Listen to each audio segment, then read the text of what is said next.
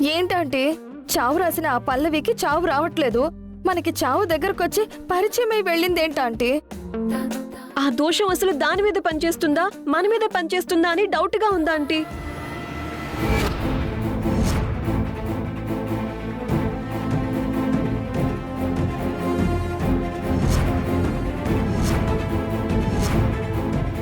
ఏంటి, current show కొట్టించి నన్ను చంపేద్దాం అనుకున్నారా?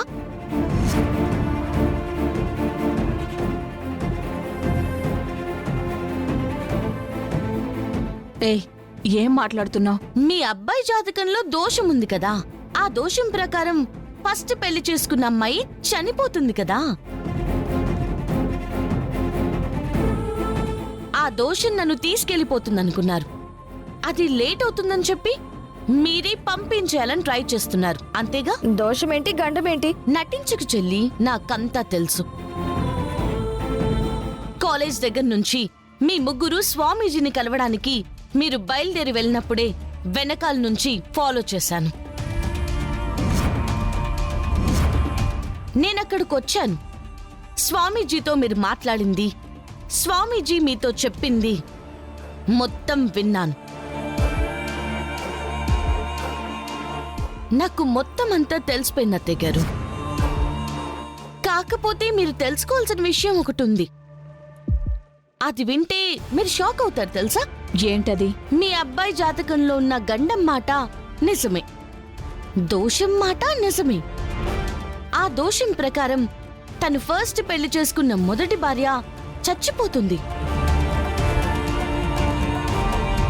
మీ అబ్బాయికి నేను మొదటి భార్యని కాదు, రెండో భార్యని.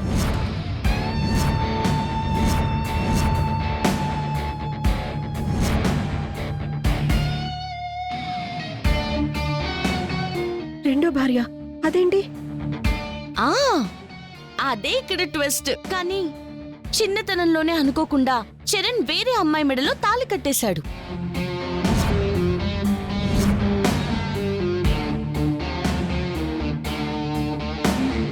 దురదృష్టవశాత్తు అప్పటికే ఆ అమ్మాయి అనారోగ్యంతో ఉండడంతో చనిపోయింది. సో అలా మీ అబ్బాయి జాతకంలో ఉన్న దోషం పోయింది.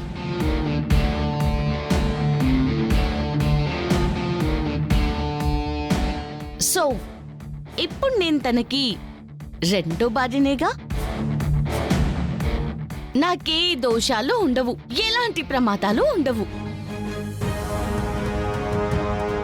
మీ అబ్బాయి జాతకంలో దోషం ఉందని, దాంతో పెళ్లి చేస్తే నేను పోతాను అని చెప్పి గుడ్డి లెక్కలన్నీ వేసి, నేనంటే ఇష్టం లేకపోయినా మీరే మీ చేతులతో మీ అబ్బాయికిచ్చి దగ్గరుండి మాకు పెళ్లి జరిపించారు. ఇప్పుడు గండము లేదు, ఏమీ లేదు.